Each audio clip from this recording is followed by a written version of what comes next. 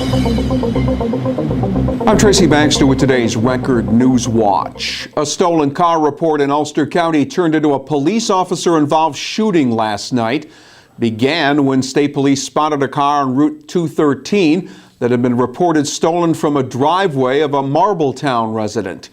The trooper chased the car into the city of Kingston, where the pursuing officer lost contact with the vehicle. But soon after, an Ulster County Sheriff's deputy saw the car and gave chase on Route 28 into West Hurley, when the vehicle swerved into the police car and both vehicles then left the roadway. According to Ulster County District Attorney Holly Carnwright, the driver was shot while being taken into custody and is being treated at Albany Medical Center. The driver and the officer who fired the shot or shots were not immediately identified. State police and the DA's office are investigating the circumstances surrounding the shooting.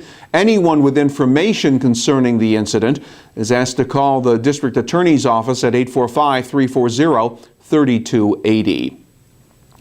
A police chase ended without violence in Port Jervis, where a city resident was stopped following a 2-mile chase that started when the man failed to yield to a pedestrian at a Jersey Avenue crosswalk. A police check of Earl Hoyt's van led to the discovery of marijuana and cocaine, at which point Hoyt sped off. He was later pulled over near the New Jersey state line. Among the charges facing the 31-year-old Port Jervis man, felony possession of drugs and a weapon. Besides the pot and the cocaine, police also discovered a club-type weapon in Hoyt's van. State police say a tractor-trailer rollover accident on Route 17 West this morning was caused by the driver talking on his cell phone.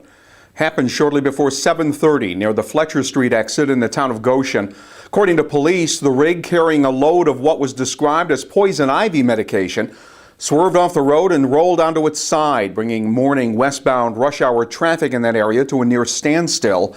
There was no cargo spillage. Investigators have ticketed the driver, George Keeg of North Brunswick, New Jersey, with operating a portable electronic device while driving. Keeg was removed from the truck cab by local emergency responders. He was being treated for non-life-threatening injuries at Orange Regional Medical Center. Normal traffic flow resumed about 3 hours after the accident.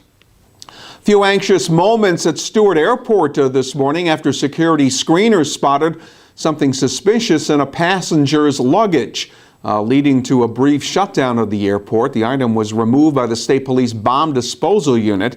It turned out to be an inert souvenir grenade. Police say there was no malicious intent and no charges have been filed. Stewart Airport was reopened a short time later.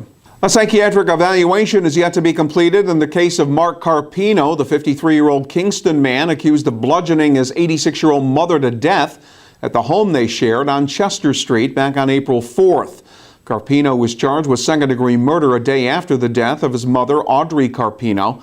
Mark Carpino is due back in Kingston City Court next week, when the results of the psychiatric evaluation may be available to prosecutors and defense. The eyesore that was once the Rainbow Diner in Kerhonkson may finally get cleaned up. The diner was destroyed by fire back in July of 2012. And attempts to remove the mountain of debris came to an immediate standstill because of the state's concerns that the rubble may contain cancer-causing asbestos. That led to much higher cleanup costs. Now comes word the town of Rochester is suing to force the owners to remove the mess.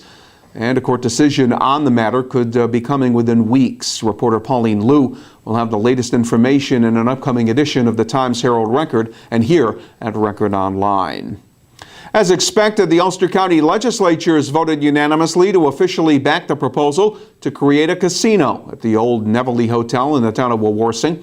Catskills and Hudson Valley region expected to be awarded 2 of the 4 available casino licenses in the state, with Sullivan County legislators having previously made a formal request for 2 casinos in their county. Prospective developers in both Ulster and Sullivan have found themselves in competition, with several casino projects proposed in Orange County. The final location decision expected to be made in October. And it wasn't your normal brush fire call in Kingston Monday. Firefighters showed up to put out a fire in a pile of leaves on the lawn of a home at 1233 Sawkill Road. A subsequent investigation by Ulster County Sheriff's deputies determined that the fire had been set and that a neighbor was the one who set it. 29-year-old Kevin Davis of Kingston was charged with misdemeanor counts of 5th-degree arson and 4th-degree criminal mischief. Expect another cold night with temperatures to rise gradually through the remainder of the week. The mercury will be in the 20s overnight. Then we'll see sunshine during the day Thursday, with temperatures climbing into the low 50s. Good Friday will be partly cloudy with the highs at or near 60 degrees. You'll stay in touch with what's happening when you start your day with the Times-Herald Record, and stay connected to breaking news all day long right here at Record Online. For Record Newswatch, I'm Tracy Baxter.